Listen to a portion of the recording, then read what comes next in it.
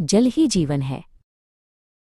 रिद्धि, एक छोटी बच्ची, अपने दादाजी ज्ञानेश के पास बैठी थी।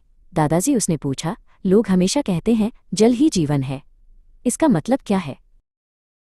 ज्ञानेश दादाजी ने प्यार से रिद्धि का हाथ पकड़ा। हाँ बेटी, हमारा जीवन जल से ही शुरू होता है और हमारी सबसे पवित्र जलधारा है माँ गंगा, जिसका हर बूंद जीवन देता है।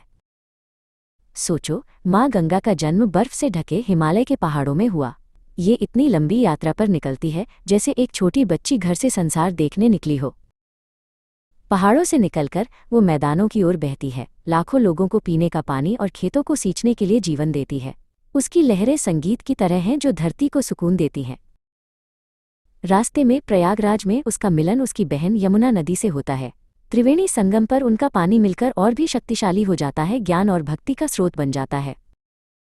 ज्ञानेश दादाजी की आवाज में अचानक उदासी आ गई। लेकिन रिद्धि, जैसे जैसे माँ गंगा आगे बढ़ती है, उसे मनुष्यों के दर्दनाक व्यवहार का सामना करना पड़ता है। लोगों ने उसमें कचरा, प्लास्टिक और फैक्ट्रियों का गंदा पानी डालना शुरू कर दिया।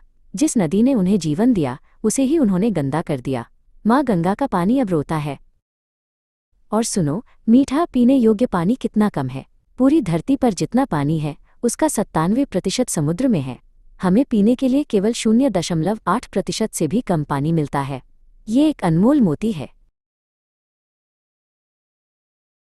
न केवल नदी, बल्कि जमीन के नीचे का पानी भी हम लगातार निकाल रहे हैं और उसका स्तर तेजी से नीचे गिरता जा रहा है। अगर हमने इसे नहीं रोका तो जीवन कहाँ से आएगा? रिद्धि ने संकल्प लिया, दादाजी, हम माँ गंगा और हर नदी को बचाएंगे। हम पानी बर्बाद नहीं करेंगे और न ही उसे प्रदूषित करेंगे। जल ही जीवन है और हम इस जीवन की रक्षा करेंगे।